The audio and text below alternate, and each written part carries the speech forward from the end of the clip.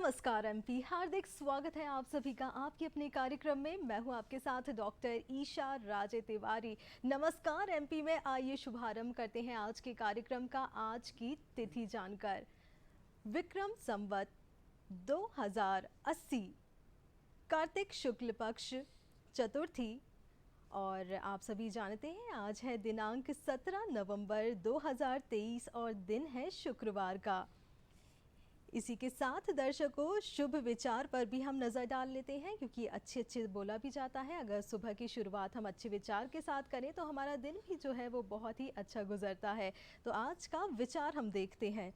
लोकतंत्र जनता का जनता के लिए जनता द्वारा शासन, और ये अब्राहम लिंकन ने कहा है। जी हाँ दर्शकों, आज हम 17 नवंबर 2023 को विश्व के सबसे बड़े लोकतांत्रिक देश के मध्य प्रदेश राज्य में आज 230 विधानसभा क्षेत्रों के लिए मतदान किया जाना है और आज हम इसका पर्व मना रहे हैं। जी हाँ, मध्य प्रदेश विधानसभा निर्वाचन 2023 का जो आज है चुनाव है, ये पर्व हम सभी मिलकर मनाएंगे। और आप सभी जानते हैं कि वोट डालना कितना ज़रूरी होता है, क्योंकि अभी हमें मौका मिला है अपने नेता को चुनने का। जब हमें मौका मिलता है तो हमें उसका फ़ायदा उठाना चाहिए। और 18 वर्ष की आयु से जिनकी आयु हो चुकी है और इससे ज़्यादा आयु है तो हमें मतदान करने का अधिकार प्राप्त है, तो हमें मतदान ज़रूर करना चाहिए। साथ ही साथ करें मतदान, लोकतंत्र का बढ़ाए मान, आज का हमारे कार्यक्रम का विषय है।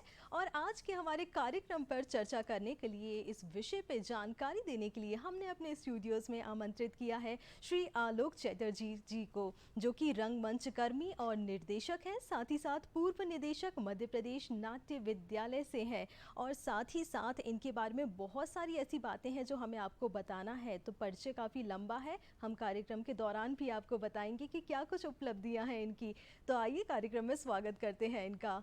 साथ ही साथ दर्शकों, आइए स्वागत करें गोकुल प्रसाद सोनी जी का, जो कि कवि एवं लेखक हैं, साथ ही साथ रिटायर्ड प्रबंधक हैं एसबीआई से और लघु कथा शोध केंद्र उपाध्यक्ष भी हैं। इनके बारे में भी और भी कई जानकारी है जो हम आपको देंगे, लेकिन आज का जो विषय है वो आपको पता लग ही गया है। मतदान से संबंधित हमारे साथ थिएटर आर्टिस्ट हैं, कवि हैं, लेखक हैं। इनसे संबंधित भी अगर आपको कोई सवाल पूछना है तो उसके लिए आप हमसे संपर्क कर सकते हैं। हमसे संपर्क करने के लिए हमारा नंबर नोट कर लीजिए। हमारा नंबर है 0755 266 0049। हमारा टोल फ्री नंबर है 1800-233-004। नंबर आपकी टेलीविजन स्क्रीन पर दिखाए जा रहे हैं। आप अपने प्रश्नों को रेडी रखिएगा। तो आइए सबसे पहले आलोक चैटर्जी के पास चलते हैं और हम यही जानते हैं कि सबसे पहले थिएटर की बात करते हैं कि आखिर थिएटर का, रंगमंच का समाज पर क्या प्रभाव पड़ता है, क्या कुछ ही परिवर्तन भी लेके आता है समाज में? चैटर्जी जी। जी नमस्कार, सभी दर्शकों को नमस्कार। आपने बड़ा महत्वपूर्ण प्रश्न पूछा ईशा जी। दरअसल रंगमंच जो है वो बाहर से तो ऐसा लगता है कि किसी थिएटर ऑडिटोरियम में कुछ लोग एक नाटक कर रहे हैं और कुछ लोग बैठकर दर्शक में बनकर उसका नाटक देख रहे हैं, लेकिन दरअसल ये एक बड़ी गंभीर सामाजिक प्रक्रिया है। समाज में जो चल रहा होता है, अच्छा बुरा जो भी चल रहा होता है, लेखक उसके ऊपर एक रचना रखता है और एक निर्देशक उस रचना को लेता है कि एक व्याख्या के साथ दर्शकों के सामने उसको प्रस्तुत करना है।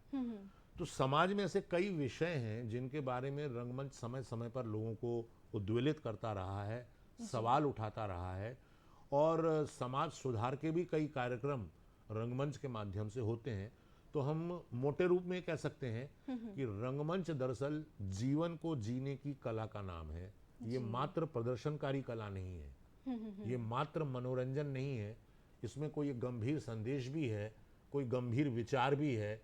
और जिसको करने वाले लोग हैं वो सिर्फ प्रदर्शनकारी कलाकार नहीं है, बल्कि वो एक तरह से विचारक भी हैं, जो उस विचार को संवाहक के रूप में दर्शकों तक पहुंचाते हैं।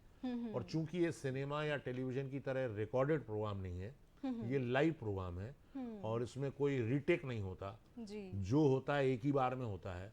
तो ये जिंदा लोगों का, जिंदा लोगों के लिए, जिंदा लोगों द्वारा किया जाने वाला माध्यम है जिसे क्या हम बात रंगमंच कहते हैं। है। जी दर्शकों, और आप सभी को हम रिमाइंड करवा रहे हैं साथ ही साथ कि आज है 17 नवंबर और विधानसभा चुनाव के लिए मतदान आज किया जाना है।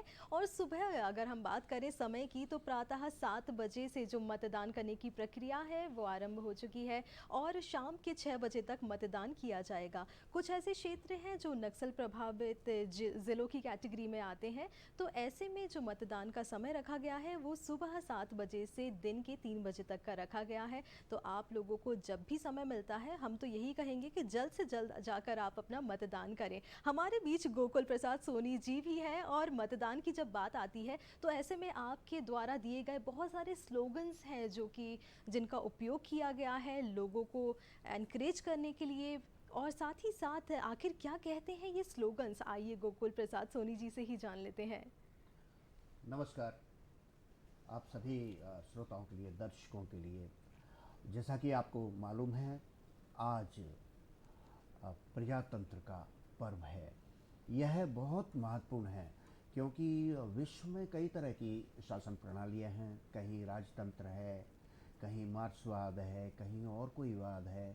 परंतु आप ये यकीन मानिए कि इनमें सबसे अच्छा, ये बात सिद्ध हो चुकी है कि सबसे अच्छा होता है प्रजातंत्र। क्योंकि प्रजातंत्र में सारा अधिकार प्रजा के पास होता है, जनता के पास होता है, हमारे पास होता है, आपके पास होता है। तो इस आज का दिन आपके मताधिकार के उपयोग करने का दिन है, बहुत महत्वपूर्ण दिन है। और ये हमें ये सांस्कृतिक पर्व की तरह महत्व रखता है। तो आप ये मानिए कुछ नारे हैं जो आपको निश्चित ही प्रेरक लगेंगे और महत्वपूर्ण भी हैं, और इन पर आप अमल करेंगे। लोकतंत्र में है अधिकार, देकर वोट चुनो सरकार, ये आपके पास अधिकार है। दूसरा है लोकतंत्र का पर्व महान, घर से निकल करो मतदान। क्योंकि आपने कई बार किस्से सुने होंगे, जम्मू कश्मीर में जिस समय बहुत सारा आतंकवाद चल रहा था, उस समय भी लोग, आतंकवादियों ने धमकी दे दी थी कि मतदान को हम रोकेंगे, घटनाएं हो सकती थी, खतरा था। उस खतरे के बावजूद प्रजातंत्र को कायम रखने के लिए कई लोग खतरा मोल लेते हुए अपने घरों से निकले, उन्होंने वोट डाला। उन वीरों को हम नमन करते हैं। जब उनकी तकलीफों में, इतनी तकलीफों में वो वोट कर सकते हैं, तो हमारे सामने तो ऐसी कुछ भी समस्या नहीं है। कम से कम इतना तकलीफ तो हम कर ही सकते हैं कि घर से निकल के जाकर जिम्मेदारी के साथ अपना वोट देकर आएं और लोगों को भी प्रेरित कर दें। कर लो ये संकल्प महान, अब 100% हो मतदान। कुछ भी हो, कुछ भी हो, मतदान तो करना ही है। यह आपका संकल्प होना चाहिए। और एक नारा और है, मतदान हमारा अधिकार भी है और कर्तव्य भी, वोट तो देना ही है। जी बिल्कुल, आपने जैसा कि स्लोगन्स के माध्यम से ये बात लोगों तक पहुंचाई, इसका जो महत्व है, क्यों मतदान करना चाहिए, ये लोगों को बताया। साथ ही साथ अब कला का क्या महत्व है लोगों को एनकरेज करने के लिए, प्रोत्साहित करने के लिए कि वो मतदान करें, इसके लिए कला का उपयोग किया गया और नुक्कड़ नाटक, बहुत तरह तरह के जो है प्रयोग किए गए और लोगों तक ये मैसेज को पहुंचाया गया है। आलोक चैटर्जी जी, आपसे मैं जानना चाहूँगी कि इनका क्या प्रभाव आपको लगता है लोगों पर पड़ा है या फिर पड़ता है?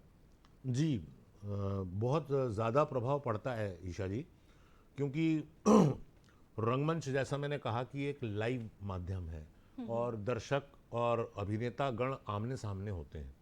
तो जब हम नुक्कड़ की बात करते हैं तो वो तो और भी अनौपचारिक माध्यम है। वहाँ हम सीधे ही दर्शकों तक पहुँचते हैं और दर्शक हमारे सामने होते हैं। जी। तो पिछले बहुत से वर्षों से, विगत कई वर्षों से कलाकारों को सीधे जोड़ा गया है इन सब चीज़ों से, क्योंकि जन जागरूकता जो है वो रंगमंच बहुत जल्दी पकड़ता है। और चाहे शहरी क्षेत्र हो या ग्रामीण क्षेत्र हो, जी। लोक कलाकारों ने इसमें बहुत ज़्यादा बड़ी भूमिकाएं निभाई हैं। क्योंकि शहर का एक्टर तो सिर्फ डायलॉग बोल सकता है, लेकिन जो लोक कलाकार होता है वो बजा भी सकता है, वो गा भी सकता है, वो नाच भी सकता है और साथ में वो अभिनय भी करता है।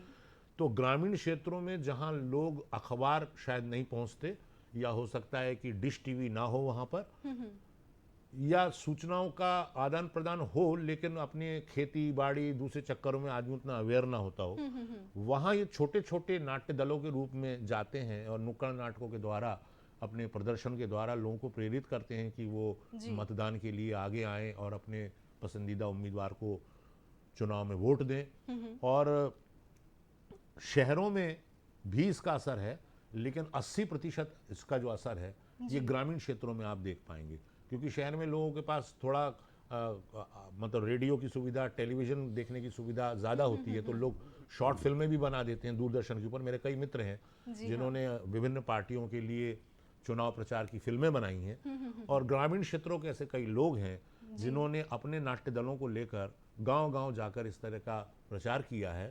तो ना सिर्फ चुनाव या मतदान, बल्कि अगर आप देखें कि केंद्र और राज्य सरकारों की जो भी जन कल्याण योजनाएं हैं, इनके बारे में जो जागरूकता है वो किसी एनजीओ को दिया जाता है और एनजीओ वाले नाटक वालों से संपर्क करते हैं। बिल्कुल, क्योंकि और इनका नाटक ही पहुंचाता है उसको। तो जितनी भी आप जी देखें सरकारी जन कल्याण की योजनाएं हैं, वो सारी रंगमंच के माध्यम से ही पहुंच रही हैं। इसलिए रंगमंच अपनी एक बहुत बड़ी एक सामाजिक भूमिका निभा रहा है। जी बिल्कुल। इसी के साथ हमारे साथ कॉलर जुड़ गए हैं, अशोक जी जबलपुर से। इनका हम सवाल लेते हैं। कार्यक्रम में हार्दिक स्वागत है आपका, बताइए क्या प्रश्न है। लगता है अशोक जी से हमारा संपर्क टूट गया है, लेकिन हम आते हैं गोकुल प्रसाद सोनी जी के पास, क्योंकि बहुत सारा उनके पास हमें मटेरियल है बताने के लिए। और जैसा कि आप सभी जानते हैं कि ये संपादक भी हैं, और इनके अगर हम बायोडेटा की बात करें तो बहुत सारी चीज़ें हैं बताने के लिए। कार्यक्रम के दौरान हम आपको बताते रहेंगे। तो ऐसे में हम आपकी कला को और जानना चाहेंगे और सुनना चाहेंगे। इसमें मैं आलोक जी की बात में एक बात जोड़ना चाहूँगा। ये रंगमंच है और साहित्य है, परस्पर संबद्ध है। जी। एक बार मेरे मित्र हैं अशोक बुलानी, जब मैंने उनको धन्यवाद दिया कि आप लोग नाटक के द्वारा समाज में बहुत अच्छे अच्छे संदेश देते हैं जी। और प्रेरणा देते हैं, बुराइयों को दूर करते हैं, आप बड़ा महत्वपूर्ण कार्य कर रहे हैं। तो उन्होंने बड़ी विनम्रता से कहा कि आप लोग लिखते हैं तभी तो हम उसको प्ले करते हैं। वास्तव में साहित्य की आरंभ से भी बहुत महत्वपूर्ण भूमिका रही है। आज़ादी के तराने लिखे गए, जिनको लोग गाकर और पढ़कर जब सुनाते थे तो लोगों के रगों में खून का उबाल आता था और आज़ादी के लिए प्रेरित होते थे। आज भी तो तरह तरह के चुनाव में मतदान को प्रेरित करने के लिए आप गीत सुन रही होंगी, गीत बज रहे हैं या पार्टियों की। वो कौन लिखता है? वो कवि लिखता है, वो साहित्यकार लिखता है। ये नारे कौन लिखता है? साहित्यकार लिखता है। इस तरह साहित्यकार भी अपनी यथा योग्य भूमिका चुनाव के दौरान निभाते हैं, और निश्चित ही निभाना भी चाहिए। प्रत्येक व्यक्ति को लोकतंत्र को कायम रखने के लिए जो जैसा योगदान कर सकता है वो योगदान करना चाहिए। जी, अगर जागरूक कर सकते हैं तो जागरूक करना चाहिए, लेकिन मतदान तो सभी को करना चाहिए। इसके साथ ही हम आपके पास कुछ कविताएं भी हैं, उस पर भी आना चाहेंगे और कुछ सुनना चाहेंगे आपसे। धन्यवाद ईशा जी। पहले तो मैं मतदान पर से ही आपको एक कविता सुना रहा हूँ। जी। सबसे अच्छा है प्रजातंत्र। विश्व में जैसा कि मैंने कहा कई तरह की शासन प्रणालियां हैं और यहाँ तक तानाशाही भी है। अभी अभी आपने खबर सुनी होगी कि चीन देश के राष्ट्रपति ने अपने आप को स्वयंभू घोषित कर दिया कि कई सालों तक वो, कितने सालों तक वो ही रहेंगे, आजीवन रहेंगे। तो ये बड़ी खतरनाक प्रवृत्तियां हैं। अगर हम इन विश्व की शासन प्रणालियों से तुलना करें तो हम पाएंगे कि सबसे अच्छा है प्रजातंत्र, यह प्रगति शांति का मूल मंत्र। सबसे अच्छा है प्रजातंत्र, यह प्रगति शांति का मूल मंत्र। पर कायम ये हर हाल रहे, ये देश सदा खुशहाल रहे, ये देश सदा खुशहाल रहे। इस बार ये प्रण करना होगा, इस बार ये प्रण करना होगा, मतदान हमें करना होगा, सबको प्रेरित करना होगा, मतदान हमें करना होगा। ये देश नहीं मिटने देंगे, ये देश नहीं झुकने देंगे। हम अपना फर्ज निभाएंगे, अच्छी सरकार बनाएंगे, अच्छी सरकार बनाएंगे, सच्ची सरकार बनाएंगे। हमें आज इसी बात का संकल्प लेना है जी। कि मतदान जिस दिन ये 100% नहीं, अगर 95% भी पहुंच जाता है तो ये हम मानेंगे कि मतदान सफल हो रहा है और हम विश्व के मार्गदर्शक देश हैं, सबसे बड़ा प्रजातंत्र है। इस बात का गौरव प्रत्येक भारतवासी को अनुभव करना चाहिए। जी, दर्शकों, हम सभी को मौका मिला है। फिर क्या होता है, हम लोग कंप्लेन करते हैं, ऐसा होना चाहिए, वैसा होना चाहिए था, हम होते तो ऐसा करते। लेकिन आज हमारे पास मौका है अपने नेता का चुनाव करने का, तो हम सभी मतदान करें। और आप अपने घर से निकलें, अगर आपको हल्की सी ठंडक लग रही है तो ज़रूर आप ओढ़ के निकलें, कुछ भी करें। मतलब बहुत सारे हमारे पास फैसिलिटीज़ हैं, लेकिन आप जो अपना कर्तव्य है उसे ज़रूर निभाएं और मतदान ज़रूर करें। आलोक चटर्जी जी के पास आते हैं, क्योंकि हम सभी आपको बता चुके हैं कि एनएसटी जो है उसके गोल्ड मेडलिस्ट ये रहे हैं, और साथ ही साथ इनको सम्मानित किया गया है माननीय राष्ट्रपति महोदया द्वारा संगीत नाटक अकादमी अवार्ड से। तो ये बहुत बड़ा इस क्षेत्र का सबसे बड़ा एक अवार्ड होता है जिससे इन्हें सम्मानित किया गया है। स्क्रीन पर आपको इनकी फ़ोटो भी दिखाई जा रही है, आप देख सकते हैं कितना सुंदर पल रहा होगा ये, क्योंकि हमारी जो मेहनत होती है कहीं ना कहीं बचपन से हम शुरुआत करते हैं, और ये जो सफ़र होता है वो बहुत लंबा होता है यहाँ तक पहुँचने का। इसके लिए बहुत सारी मेहनत से हमें गुजरना पड़ता है, कई उतार चढ़ाव आते हैं, लेकिन आप जब फल लास्ट का आप देखते हैं कि जब हमने जितनी मेहनत की है और हम इस मुकाम पर पहुँच पाते हैं। तो ऐसे ही हमारे जो लोग हैं जो कि थिएटर में आना चाहते हैं, थिएटर में अपना करियर बनाना चाहते हैं, तो आखिर वो कैसे जुड़ सकते हैं थिएटर से, आइए ये जानते हैं। आजकल ईशा जी, रंगमंच से जुड़ने के तरीके बहुत आसान हो गए हैं। पहले तो क्या था कि बड़े बड़े शहरों में भी बहुत ज़्यादा लोग नाटक करते या देखते नहीं थे। जब मैंने नाटक करना शुरू किया 1977 से, तो जबलपुर में मैं था और पढ़ रहा था कॉलेज में फर्स्ट ईयर में। तो शहर में कोई 2-3 ग्रुप होते थे, उन 2-3 ग्रुपों में कोई एक एक ग्रुप में 10-10 12-12 लोग होते थे। तो जबलपुर जैसे बड़े शहर में कोई 30 लोग 35 लोग थिएटर करते थे, और कोई 150-200 लोग नाटक देखने आते थे। किसी नाटक का एक शो होता था, जी। अगर 2 शो हो गया तो बड़ी बात है। तो आज वो स्थिति नहीं है। आज आप देख सकते हैं कि छोटे छोटे गांव कस्बों में भी नाट्य दल हैं। अगर भोपाल की ही बात करें तो भोपाल में 52-53 नाट्य दल हैं, और जिसमें से 30 से ऊपर नाट्य दल ऐसे हैं जो रजिस्टर्ड हैं, और 28 तो कम से कम ऐसे हैं जिनको सेंट्रल और स्टेट गवर्नमेंट से ग्रांट भी मिलती है, अनुदान भी मिलता है। जी। रंगमंच करने वाले युवाओं को सबसे पहली बात तो ये समझनी होगी कि ये कोई ऐसा माध्यम नहीं है जहां आप बिना पढ़े लिखे आ जाएं, बिना मेहनत के आ जाएं। ये एक हुनर है, ये एक हुनर है। मेडिकल प्रोफेशन है, इंजीनियरिंग है, एरो साइंस है, न्यूक्लियर केमिस्ट्री है। जी। इसकी तरह रंगमंच भी एक पूरी विधा है। वैज्ञानिक ढंग से इसका पठन पाठन अध्ययन जरूरी है, नहीं तो उसके बिना क्या हो जाता है, 2-4 साल बाद आप भटक जाते हैं और आपको समझ में नहीं आता कि क्या करें। तो आपको एक निश्चित रूप से पढ़ाई लिखाई, जो लोग कहते हैं कि पढ़ लिख कर हम क्या करेंगे, हमको रंगमंच में तो आना है, डायलॉग याद करना है और डायलॉग बोल देना है और दर्शकों की तालियां ले लेनी है। दरअसल ये एक अबौद्धिक मूर्खता है और कुछ नहीं है। ये इंटेलेक्ट की कमी है और कुछ नहीं है। आपको पढ़े लिखे बिना रंगमंच में कुछ हासिल नहीं हो सकता। अगर आप कालिदास नहीं पढ़े हैं, आप शेक्सपियर नहीं पढ़े हैं, आप मोहन राकेश नहीं पढ़े हैं, हाँ। आप समकालीन राजनीति, समकालीन सामाजिक स्थिति, समकालीन समाज को नहीं जानते हैं, तो वो कौन सी समस्या है या कौन सा हल है जो आप रंगमंच के द्वारा देंगे। जी। दूसरी बात, जैसे कि गोकुल सोनी जी ने अपनी बातचीत की शुरुआत में कहा, उस बात को मैं कंफर्म करता हूँ। रंगमंच का आधार साहित्य है, संगीत है और कविता है। अगर साहित्य, संगीत और कविता को निकाल देंगे आप, तो रंगमंच नाम की कोई चीज नहीं बचेगी। रंगमंच का आधार ही, हमें कोई आलेख चाहिए होता है। वो आलेख कहाँ से आता है? साहित्य से आता है। हमें कई बार कविता का इस्तेमाल करना पड़ता है, कई बार माहौल रचने के लिए संगीत की रचना करनी पड़ती है। जी। हमें स्टेज लाइटिंग समझनी पड़ती है, मेकअप समझना पड़ता है, कॉस्ट्यूम डिजाइन समझना पड़ता है। मैं दर्शकों की जानकारी के लिए बता दूं कि कॉस्ट्यूम डिजाइनिंग के ऊपर 35,000 किताबें हैं जो छपी हुई हैं। ये सिर्फ यही नहीं है कि आपने कपड़ा लिया, काट दिया और सिल दिया। ये बोरा की सिलाई थोड़ी है।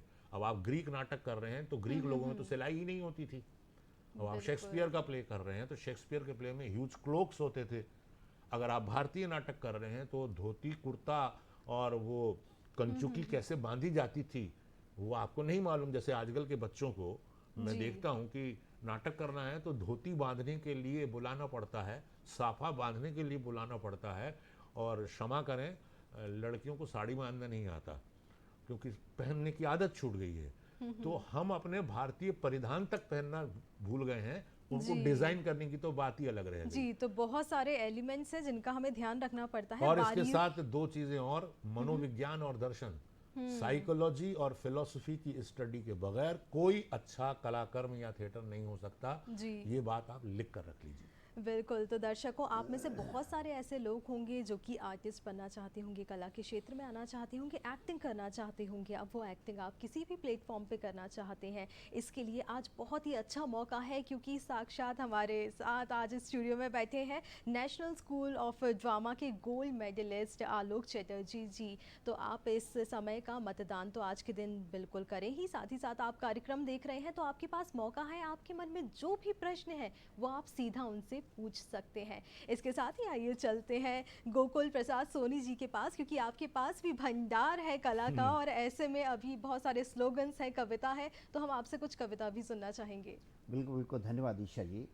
पहले तो मैं एक बात कह के ऐड ऑन कर दूं। जी। आलोक जी ने बहुत अच्छी बात कही। वास्तव में नाटक एक तकनीकी विधा है और मैं ऐसा ही मानता हूँ कि जैसे टमाटर कीमती होता है परंतु जब उसका केचप बना दिया जाता है तो उसकी वैल्यू एडिशन हो जाती है और ज़्यादा कीमती हो जाता है। ऐसे ही साहित्य अपने आप में कीमती हो जाता है पर जो सक्षम और अच्छे कलाकारों द्वारा जब प्ले किया जाता है जी। तो उसकी प्रभावशीलता बढ़ जाती है। ये परस्पर जुड़े विषय हैं क्योंकि इधर बड़े अच्छे माहौल में चर्चा चल रही है। दूसरी बात मेरा ये है कि हमें बड़ी सावधानी रखना होगा चुनाव के समय में क्योंकि आजकल अच्छे लोग भी हैं, हर समाज में होते हैं, बुरे लोग भी हैं। तो चुनाव में वास्तव में व्यक्ति नहीं लड़ता अकेला, साथ में चालाकियां और शातरपने भी लड़ते हैं। हमें उनसे भी सावधान रहना होगा, चालों से भी सावधान रहना होगा जी। और हमें पहचानना होगा कि सामने वाला व्यक्ति कहीं अहंकारी स्वभाव का तो नहीं है। भले वो चुनाव के समय कितना ही अपने आप को नम्र दिखाने की कोशिश कर रहा हो। जी हाँ। एक चुटकी सुनिए। पहले वो बड़े अच्छे थे, बड़े मिलनसार थे। पहले वो बड़े अच्छे थे, बड़े मिलनसार थे, उनके बड़े अच्छे विचार थे। जी। फिर चुनाव में हो गए खड़े, फिर चुनाव में हो गए खड़े, उनके हालचाल अब निराले हो गए हैं। उनको अधिक मत मिले थे इसलिए मत वाले हो गए हैं। जी। तो ऐसे बहुत मत खूब। वाले लोग ना हो, हमें जिनको वोट देना है वो बड़े सोच समझ के देना है। दूसरा एक क्षणिका आज की दहेज प्रथा पर मैं, क्योंकि हमारा उद्देश्य आपके दूरदर्शन का बहुत पवित्र उद्देश्य है कि हमें बुराइयों को भी दूर करना है, जी हाँ। मतदान को प्रेरित करने है। समाज में से एक दहेज प्रथा पर व्यंग दिखिएगा। दूल्हे के बाप ने दूल्हे को समझाया कि बेटा दहेज में जो ससुरा दे उससे कुछ बढ़ के ही मांगियो। ये लालच होता है। जी हाँ। दहेज में जो ससुरा दे उससे कुछ बढ़ के ही मांगियो, भाव जरा ऊंचो ही टांगियो। वो कहे लूना देन चाहूं तो कहियो स्कूटर लूंगो, वो कहे लूना देन चाहूं तो कहियो स्कूटर लूंगो, वो कहे स्कूटर देन चाहूं तो कहियो कार पे बैठूंगो। दूल्हा भी कम चतुर नहीं थो, बोले बापू बापू आप कहें तो एक होशियारी और दिखाऊं, और वो दुल्हन देता हो तो सास मांग लाऊं।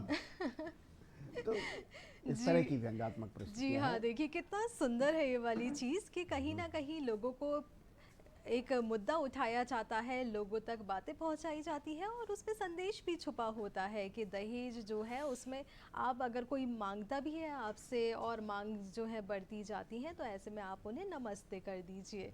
और साथ ही साथ और भी हम कविता आपसे सुनना चाहेंगे। और भी मैं एक कविता मैं आपको सुनाता हूँ। जी। आजकल इंटरनेट का, मीडिया का बड़ा जोर है और लोग यहाँ तक हो गए हैं कि उसमें पागल हो गए हैं, एडिक्शन हो गया है। बगैर उसके वो सुबह मोबाइल को सिरहाने रख के सोते हैं और सुबह उठते ही साथ उठते से पहले ही। नंबर मतलब ये बीमारी दूर होना चाहिए। जी। और आदमी ने जरा कुछ, एक जगह मैं प्रसंग बस एक घटना सुना दूं आपको कि एक जगह चोरी हो गई, अखबार में आया था, एक जगह चोरी हो गई और चोर आए और बोले बुढ़िया जो कुछ है दे दे मुझे, पिस्तौल लड़ा के बोले, उसने सब कुछ दे दिया। बोले अब वो हलवा भी तो खिलाओ जो आपकी बेटी ने गाजर का हलवा जो बना के भेजा है। ओ। तो वो बुढ़िया कहने लगी आपको कैसे मालूम? बोले हलवा ला। उसने फ्रिज में से हलवा निकाला दे दिया। बोले अब हमें जाने के पहले वो हार भी तो दो, वो तो तुमने दिया ही नहीं है जो बेटी को उसके मिस्टर ने गिफ्ट किया है। तो जी। बुढ़िया ने हार भी दे दिया। फिर बोले भैया मुझे लूट के तो ले जा रहे हो, पर ये बात तो बताओ कि आपको पता कैसे चला कि हमारे पास गाजर का हलवा भी है, हार भी है? तो चोर बोले आपकी बेटी तो सब कुछ स्टेटस पर डाल देती है, उस पर डाल देती है कि नाइस नाइस सीन, अभी मैं पहलगाम में हूँ, मेरा पूरा घर पे माता जी हैं जी। पर मैं अभी पहलगाम में हूँ, मेरा पूरा परिवार आया हुआ है और मैं उनको गाजर का हलवा बनाकर आई हूँ। सब तो बोले फेसबुक पे पढ़ के ही तो मैं आया हूँ। मतलब सोशल मीडिया कितना खतरनाक है आप ये समझ लीजिएगा। तो एक व्यंग देखिएगा आप सोशल मीडिया जी। पे। एक बार एक पढ़ी लिखी नई नवेली पत्नी ने इंटरनेट पर रेसिपी पढ़कर खीर बनाई। फिर बड़ी देर से इंतजार करते, पति को खिलाने के पहले खीर बनाई, जी। उसकी फोटो खींची, वीडियो बनाया, व्हाट्सएप पर डाला, फेसबुक पर डाला, जी, सारी सोशल मीडिया पे। इंस्टाग्राम पर डाला। जी। फिर बड़ी देर से इंतजार करते पति को खिलाई। पति ने खाना शुरू ही किया था कि पूछ बैठी, ए जी आज पहली बार डरते डरते किचन में गई थी, मेरी साड़ी में आग लग जाती तो आप क्या करते? पति बोला, हंसकर बोला, करता क्या पगली, जो ट्रेंड चल रहा है उसी को आगे बढ़ाता, पहले फोटो खींचता, वीडियो बनाता, इंटरनेट पर डालता, फेसबुक पर डालता, बाद में फिर आग बुझाता। तो इस तरह की विसंगतियां जो हम सोशल मीडिया में देखने। हाँ, प्रसंग चल रहा है मतदान का। मतदान के बारे में मुझे बड़ी मनोरंजक घटनाएं याद आ रही हैं आपकी शिक्षा के लिए कि आज़ादी के बाद की बात है, उस समय पढ़े लिखे लोग ज़्यादा नहीं हुआ करते थे और जी। आज भी हमारे देश में 100% तो लिटरेसी नहीं आ पाई बिल्कुल। है। सोनी जी, इस पे जो आपके स्लोगन्स हैं ये भी हम आपसे और जानना चाहेंगे, क्योंकि आपके स्लोगन है वो लोगों तक पहुंचे हैं और हमारे दर्शकों तक भी आज पहुंचे, क्योंकि आज जो मौका है वो बहुत ही अच्छा है, आज ही मतदान किया जा रहा है। जी, तो जी। बिल्कुल ये हम जानना चाहेंगे। स्लोगन तो बस यही है जी। कि कितना भी कष्ट उठाएं, मतदान करने अवश्य जाएं। एक ये स्लोगन कुछ मैं आपको बता ही चुका हूँ। जी। और आपने कुछ रिश्तेदारों पर भी कुछ कविताएं, कुछ ऐसे व्यंग लिखे हैं, तो जी वो जी भी हाँ, हम जी हाँ, आपसे जी हाँ, जी हाँ। सुनना चाहेंगे। जी हाँ, जी हाँ। और आप। वास्तव में हम बचपन में पढ़ते हैं परिभाषाएं। गणित में परिभाषाएं होती, रेखा की परिभाषा क्या है, बिंदु की परिभाषा क्या है। ये जी। बात अलग है कोई बच्चा बिंदु की परिभाषा पूछे और फिल्म एक्ट्रेस बिंदु की परिभाषा दे दे। तो ये अक्सर होता है। कुछ जी। परिभाषाएं मैंने भी गढ़ी हैं, इनको याद करने शायद आपके दर्शकों की परीक्षा में काम में आए। ये हमारी दैनिक जीवन से जुड़ी हुई परिभाषाएं हैं। ससुर, ससुर ससुर क्या होता है? ससुर की परिभाषा क्या होती है? पत्नी का पिता जब तक सुर मिलाता है ससुर कहलाता है। पत्नी का पिता जब तक सुर मिलाता है ससुर कहलाता है। राग भिन्न हुआ कि असुर नजर आता है।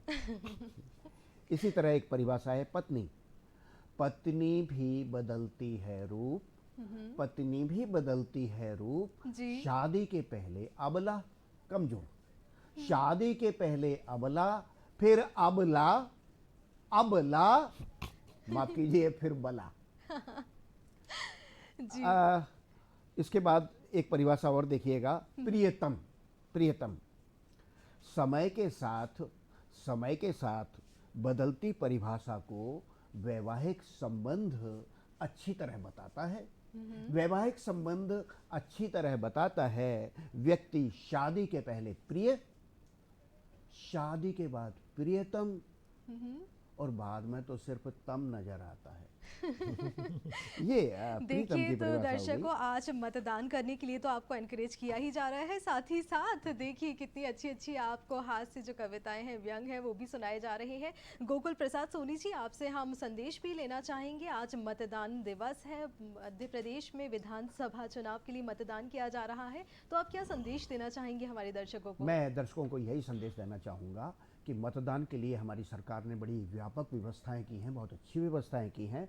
हमारे मध्य प्रदेश में 64,523 मतदान केंद्र बनाए गए हैं और प्रयास किया गया है कि प्रत्येक वोटर के लिए ज़्यादा दूर ना चलना पड़े, उनके आसपास ही मतदान केंद्र हो। दूसरी बात है, आदर्श मतदान केंद्र 15,000 बनाए गए हैं और ख़ास तौर से इनमें एक बड़ी बात है कि 5,000 मतदान केंद्र स्त्री शक्ति द्वारा, महिला शक्ति द्वारा संचालित किए गए हैं। तो मेरा आप सबके लिए सभी को यही संदेश है कि छोड़ दें आलसी, छोड़ दें काहली, छोड़ दें लापरवाही, कितना भी तकलीफ उठाएं, कितना भी कष्ट उठाएं, पर मतदान करने अवश्य जाएं, क्योंकि मतदान प्रजातंत्र का आधार है और हमारा देश विश्व में सबसे बड़ा प्रजातंत्र है। हमारे ऊपर मार्गदर्शन की जिम्मेदारी है और जी। तभी हम इस देश को सोने की चिड़िया बना पाएंगे जब हम प्रजातंत्र को कायम करेंगे। बिल्कुल गोकुल प्रसाद सोनी जी, बहुत ही हार्दिक धन्यवाद आपका इतना अच्छा संदेश देने के लिए, और आपने मनोरंजन भी किया है हमारे दर्शकों का, तो जी, इसके लिए धन्यवाद। आपका हार्दिक हार्दिक धन्यवाद। दर्शकों, साथ ही साथ आपने देखा है कि कहीं ना कहीं हमें संदेश भी मिलता है जागरूक करने का, और सोशल मीडिया की भी बात हुई, इस पर भी हम फिर से आएंगे। अभी समय हो चला है एक छोटा सा ब्रेक लेने का, मिलते हैं आपसे इस ब्रेक के बाद।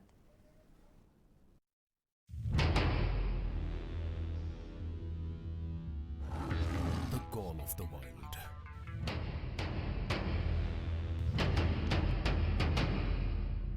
The thrill of sport.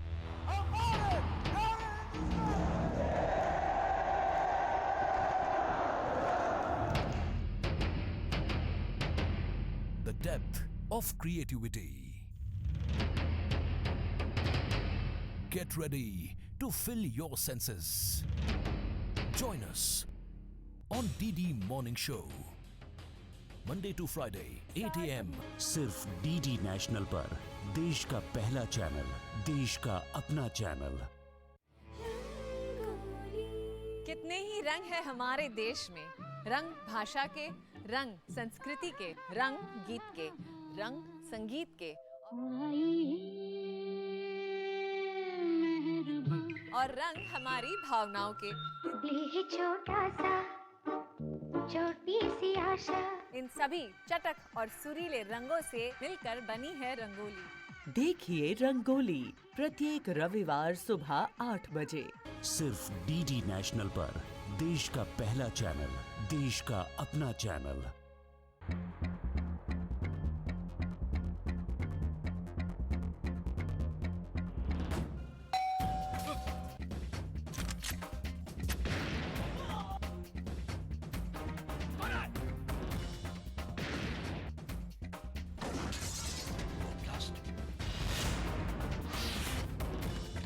सोमवार से गुरुवार रात 9:30 बजे, पुनः प्रसारण सुबह 11:30 बजे। सिर्फ डीडी नेशनल पर, देश का पहला चैनल, देश का अपना चैनल।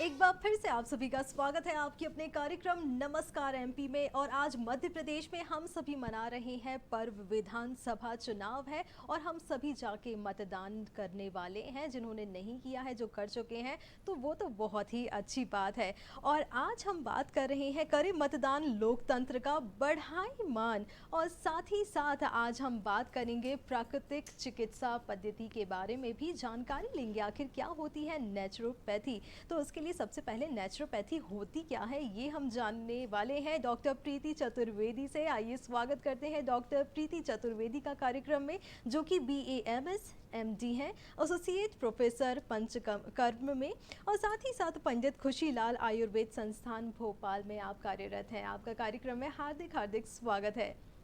डॉक्टर प्रीति, आपसे हम सबसे पहले यही जानते हैं कि प्राकृतिक चिकित्सा, कल हम पूरा जो हमारा भारत है इसमें मनाया जाएगा प्राकृतिक चिकित्सा दिवस, तो इसमें हम आखिर ये होता क्या है, नेचुरोपैथी कहते किसे हैं? नमस्कार।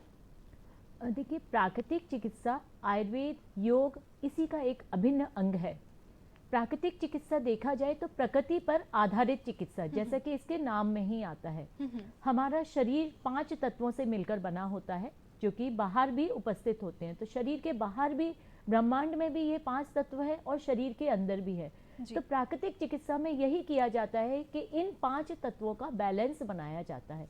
देखा जाए तो ये औषध विहीन चिकित्सा पद्धति है। इसमें कोई औषधियों का या कोई रोगी पर बर्डन नहीं दिया जाता है। एक सस्ती सरल चिकित्सा पद्धति है ये।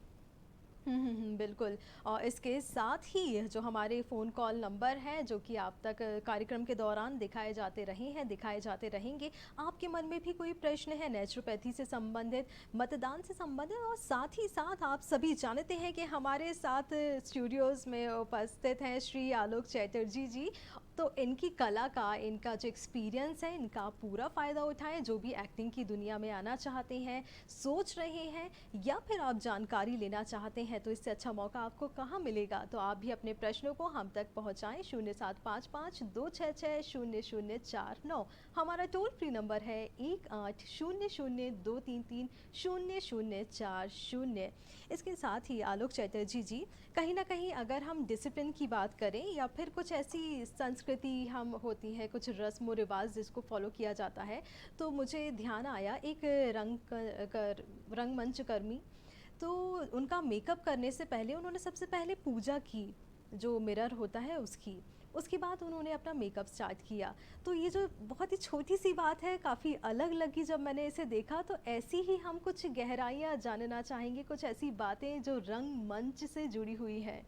जी, दरअसल रंगमंच में शुरू से ही कई चीज़ें एक परंपरा के रूप में जुड़ी हुई हैं। अब जैसे आपने बात कही कि शीशा की पूजा करना, जी, दरअसल वो शीशे की पूजा नहीं है, मिरर की पूजा नहीं है। हम शीशे में अपना चेहरा देखते हैं ना, लेकिन जब हम मेकअप करते हैं मेकअप रूम में, तो वो हमारा चेहरा नहीं होता, वो चरित्र का चेहरा होता है। जी। तो दरअसल वो चरित्र जिसको हम लेकर दर्शकों के सामने मंच पर जाएंगे, उसको प्रणाम पूजा किया जाता है। उसके बाद ग्रीन रूम के बाद मंच पूजा भी होती है। मंच पर अपनी इष्ट या आराध्य को रखते हैं, स्क्रिप्ट को रखते हैं, एक नारियल रखते हैं, कुछ फूल रखते हैं। वो दरअसल उस मंच की पूजा है जिस पर पिछले 2500 वर्षों से लोग जा रहे हैं और अपनी कला का प्रदर्शन कर रहे हैं। उस परंपरा में आपको एक मौका मिल रहा है कि आप भी मंच पर जा रहे हैं, तो उस मंच की पूजा करना जरूरी है। तो इसका मतलब है कि एक व्यक्ति के रूप में आपकी मृत्यु हो गई उस समय। जी। आप व्यक्ति नहीं हैं, आप एक चरित्र हैं। और मंच सिर्फ मंच नहीं है, वो एक गिवन स्पेस है जिसमें आप नाटककार या साहित्यकार द्वारा दिए गए वातावरण की रचना सेट, लाइट और कॉस्ट्यूम से करते हैं, और एक अभिनेता के रूप में, एक पात्र के रूप में दर्शकों से रूबरू होते हैं। इसलिए संस्कृत नाटकों की परंपरा देखें तो उसमें तो जो मुख्य अतिथि होता है उसके पैर धोए जाते हैं। जी। बाकायदा इसकी भरत मुनि ने नाट्यशास्त्र में चर्चा की है कि जो मुख्य अतिथि होगा, सूत्रधार जाके उसके चरण धोएगा कि आप हमारा नाटक देखने आए हैं। सूत्रधार पूरे मंच पर फूल फेंकेगा और शुद्ध जल फेंकेगा और अगरबत्ती जलाएगा। मतलब जो बात मैडम ने कही पंच तत्वों की, उन पंच तत्वों का आह्वान है कि हमारी नाट्य प्रस्तुति को अच्छा रखा जाए। और ये सब विधान हमारी भारतीय परंपरा में नाट्यशास्त्र में दिए हुए हैं।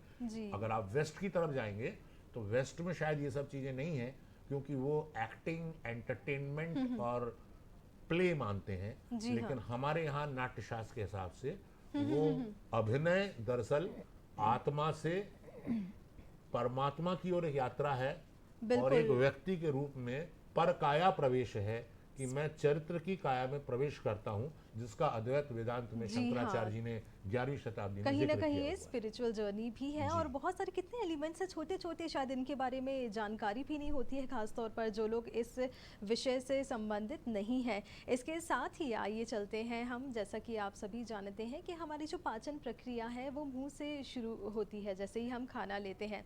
इसके साथ ही हमारे साथ जो है कॉलर जुड़ गए हैं, क्योंकि हमारे साथ डॉक्टर प्रीति चतुर्वेदी कार्यक्रम में उपस्थित हैं। तो आइए सबसे पहले हम अपने कॉलर का सवाल लेते हैं। कार्यक्रम में हार्दिक स्वागत है आपका। जी नमस्कार। जी नमस्ते, अपना सवाल पूछें आप। जी ये उपवास चिकित्सा के बारे में। जी अनूप जी, अपना सवाल पूछें आप। हाँ, उपवास चिकित्सा से हमें क्या फायदे होते हैं और ये कैसे करना चाहिए, और ये किस किस व्याधि में काम करती है, किस किस रोगों पे ये काम करती है? जी डॉक्टर प्रीति। उपवास चिकित्सा प्राकृतिक चिकित्सा के अंतर्गत ही आता है, एक प्राकृतिक चिकित्सा का ही ये पार्ट है। उपवास का मीनिंग ही होता है उप प्लस वास, मीन्स ईश्वर के पास। तो ये दोनों तरह से कर सकते हैं। एक पार्शियल फास्टिंग होती है, कंप्लीट फास्टिंग कर सकते हैं। कंप्लीट में फुल डे कुछ भी नहीं लेना, इवन लिक्विड डाइट का भी परहेज किया जाता है। पार्शियल फास्टिंग में कुछ अकॉर्डिंग टू द रोग, जैसे अगर किसी को डायबिटीज है, मधुमेह के रोगी हैं, हृदय रोगी हैं जो कि आजकल बहुत बढ़ रहे हैं, तो यदि लगता है उनमें तो पार्शियल फास्टिंग करके भी उनमें जो, क्योंकि प्राकृतिक चिकित्सा का सिद्धांत ही यही है कि जो रुग्णता कारक पदार्थ है, जो एंडोटॉक्सिन्स है, जो शरीर में एकत्रित हो रहे हैं, उनको शरीर से बाहर निकाल दें। और जो 5 तत्व, जो 5 बेसिक एलिमेंट्स हैं जो शरीर के बाहर भी इस ब्रह्मांड में उपस्थित हैं, उनके अकॉर्डिंग बैलेंस बना दें। जी। तो उपवास कंप्लीट, फास्टिंग, पार्शियल दोनों तरीके से किया जा सकता है, और मधुमेह रोगी भी कर सकते हैं, लेकिन उसके लिए चिकित्सकीय सलाह के अनुसार ही इसको लिया जाए। जी, उपवास की बात हो गई है, लेकिन अगर हम खाने की बात करें तो उसमें कोई खाना लेता है और ऐसे में बोला जाता है अगर पेट स्वस्थ है तो ऐसे में जो हम भी है भले चंगे रहेंगे। तो इसका क्या असर पड़ता है, मतलब गट हेल्थ कितनी ज़्यादा ज़रूरी होती है और उसका क्या प्रभाव पड़ता है हमारे शरीर पर? गट हेल्थ तो हमारे शरीर का मेन है, बेसिक चीज़ है। हम कुछ भी चीज़ें खाते हैं, हमारे जीआईटी में कुछ बैक्टीरिया होते हैं जो कि यूजफुल होते हैं हमारे शरीर के लिए, जो हमारे फ्लोरा को मेंटेन करते हैं, हमारे मेटाबोलाइट्स को बाहर निकालते हैं।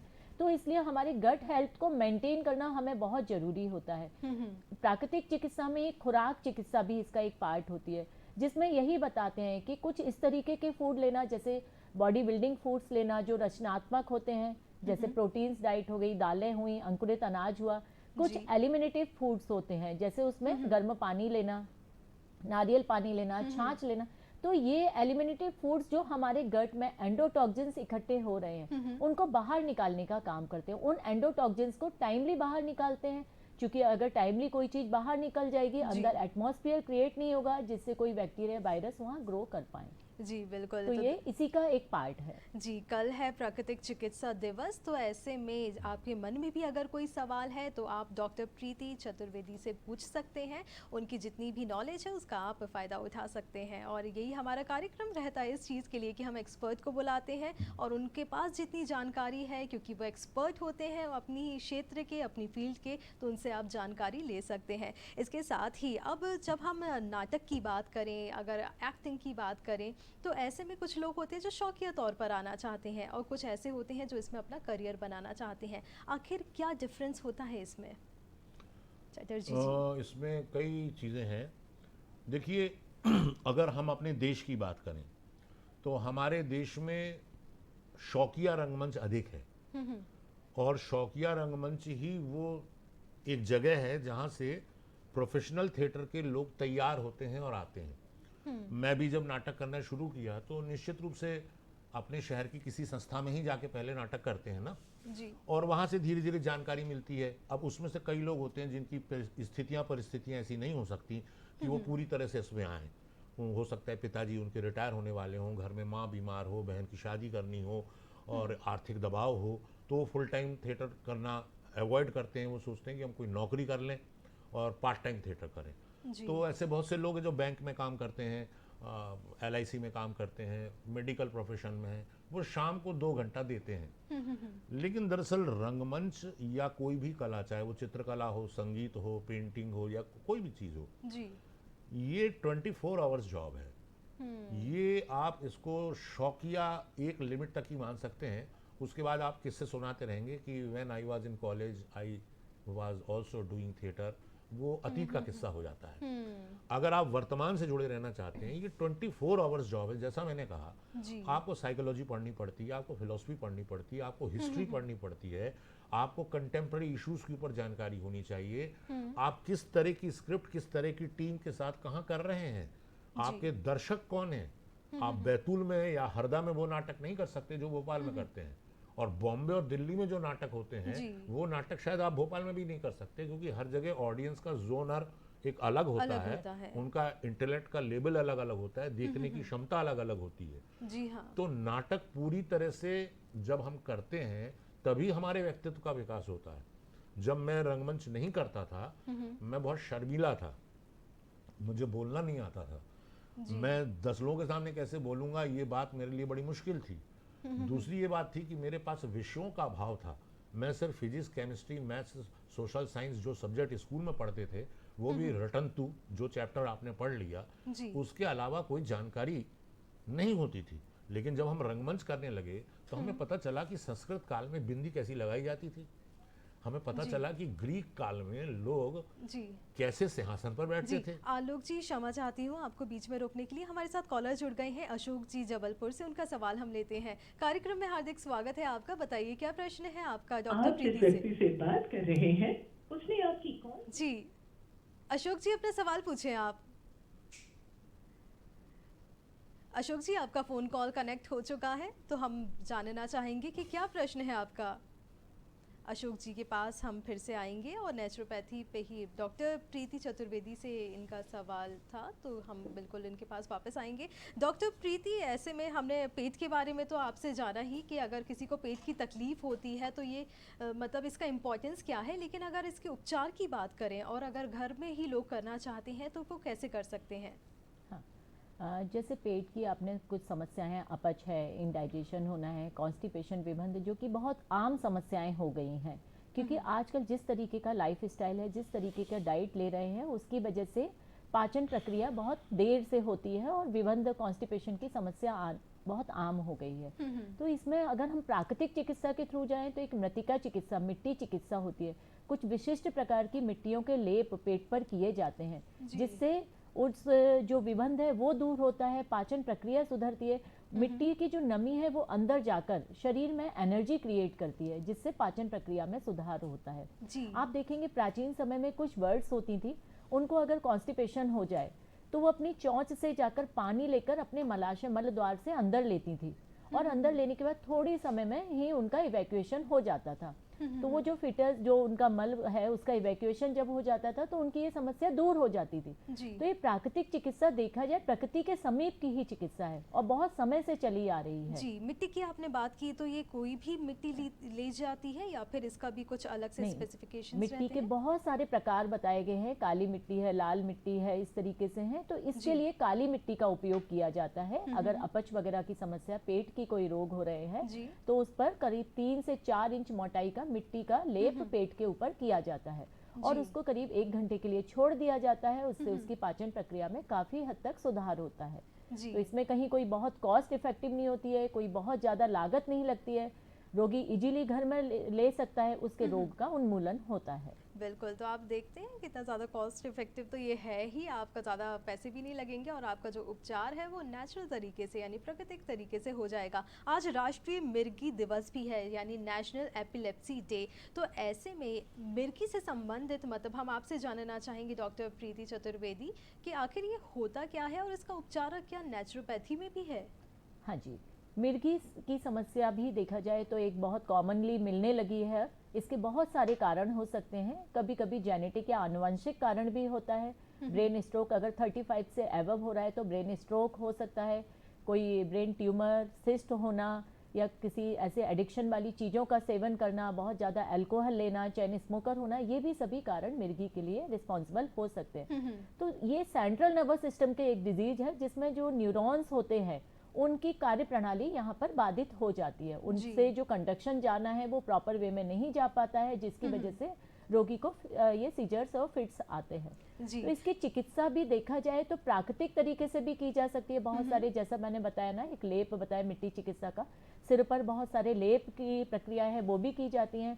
साथ में आयुर्वेद में भी इसका बहुत सारा विस्तृत साइंस है, बहुत सारा उपचार है बिल्कुल, जिसे हम चिकित्सकीय देखरेख में ही ले सकते हैं। जी। आलोक चैटर्जी जी, आपसे संक्षिप्त में हम जानना चाहेंगे कि बहुत सारे लोग आपके पास आते हैं, अलग अलग बोली बोलने वाले होते हैं, लेकिन फिर जब आप नाटक देते हैं तो उसमें किसी एक भाषा का उपयोग किया जाता है, तो कैसे काम करते हैं आप ऐसे लोगों पर, क्योंकि काफ़ी कुछ सीखने के लिए होता है, काफ़ी कुछ बदलने के लिए होता है। हाँ, ये जो सवाल है दरअसल आपका, ये हिंदी पट्टी के लिए है। क्योंकि गुजराती आदमी तो पक्का गुजराती बोलता है, बंगाली आदमी बंगाली बोलता है, तमिल आदमी तमिल बोलता है, लेकिन हिंदी वाला जो है वो अवधी भी बोलता है, भोजपुरी भी बोलता है, बुंदेलखंडी भी बोलता है, मालवी भी बोलता है, बघेली भी बोलता है। तो हमारे यहाँ जो आधुनिक हिंदी है वो दरअसल बोलियों से बनी है, और हम सब किसी न किसी शहर में, गाँव में पैदा हुए हैं, 6वीं 7वीं तक वहाँ पढ़े हैं, तो वहाँ का एक्सेंट हमारी भाषा में आता है जब हम हिंदी बोलने की कोशिश करते हैं। जी। दरअसल हिंदी एक ऐसी भाषा है जो अंग्रेजी से ज़्यादा कठिन भाषा है। अंग्रेजी से लगभग 2 गुने शब्द हिंदी डिक्शनरी में है। अंग्रेजी ऐसा नहीं है कि एक शब्द के 5 अर्थ हों, यहाँ एक शब्द के लिए 5 अलग अलग शब्द हैं। जी हाँ। तो हिंदी को सीखना पड़ता है, इसलिए आप देखेंगे कि मराठी, बंगाली और तमिल लोग ज़्यादा अच्छी हिंदी बोलते हैं, और हिंदी पट्टी के लोगों के लिए जैक्सन भी सही है, जय किशन भी सही है, और जय किशन भी सही है। तो वो अपनी बोली में ही बोलते रहते हैं, और जब उनको जयशंकर प्रसाद की भाषा या निराला की कविता पढ़नी होती है, जी हाँ। तब उनको समझ में आता है कि ये तो वो हिंदी है ही नहीं जो हम बोलते हैं, क्योंकि पैदा होते ही जो हिंदी आप बोलते हैं आप समझते हैं कि वही हिंदी है। तो मुझे हिंदी पट्टी के लोगों को हिंदी सिखाते हुए 42 साल हो गए हैं, और कई मुस्लिम भाइयों के नुक्ते सही करते हुए भी मुझे 42 साल हो गए। जी, तो आप क्या संदेश फिर देना चाहेंगे ऐसे भाषा लोगों को? भाषा के ऊपर अगर आपका नियंत्रण नहीं है, आप अभिनेता बनने की बात सपने में भी मत सोचिए, क्योंकि गलत भाषा गलत इमोशन पैदा करती है। Corrupt language always creates corrupt emotions, it doesn't effect audience heart and mind. तो भाषा की शुद्धता, उच्चारण, आर्टिकुलेशन और प्रोनाउंसिएशन, डिक्शन, इसके ऊपर आपकी जब तक ट्रेनिंग नहीं होती, नेशनल स्कूल ऑफ ड्रामा में भी हम लोग को फर्स्ट ईयर से 3rd ईयर तक रोज 2 घंटे स्पीच की एक्सरसाइज कराई जाती थी। जी जी, तो इसकी एक्सरसाइज करवाई जाती थी। साथ ही साथ आप संदेश हमारे दर्शकों को क्या देना चाहेंगे? संदेश यही है कि आप जहाँ भी रहें, खुश रहें, स्वस्थ रहें, अच्छे रहें। आज मतदान का दिन है, मतदान अवश्य करें, और अगर आप कला से सीधे नहीं जुड़ सकते तो एक दर्शक की हैसियत से जरूर जुड़ें।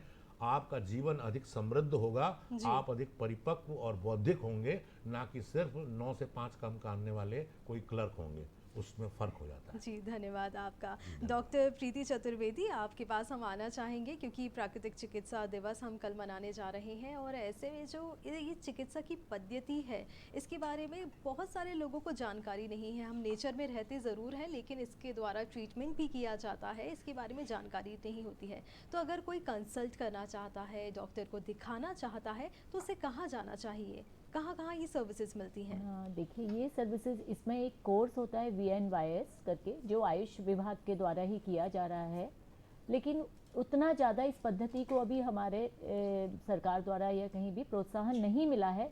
तो ये जो चिकित्सक होते हैं, ये कोर्स करने के बाद भी एक देखा जाए एक एडवाइजर के रूप में ही काम करते हैं, कहीं फ्री ऑफ कंसल्टेंट या फ्रीली बैठकर कंसल्टेंसी नहीं करते हैं, जैसा कि आयुर्वेद वाले या होम्योपैथी या यूनानी वाले करते हैं। तो इसमें चूंकि नेचुरल तरीके से ही चिकित्सा की जा रही है, तो आयुर्वेद के साथ में, योग के साथ में भी इसकी बहुत सारी चीज़ें बताई जाती है, उसी का एक पार्ट के रूप में भी इसको लिया जाता है।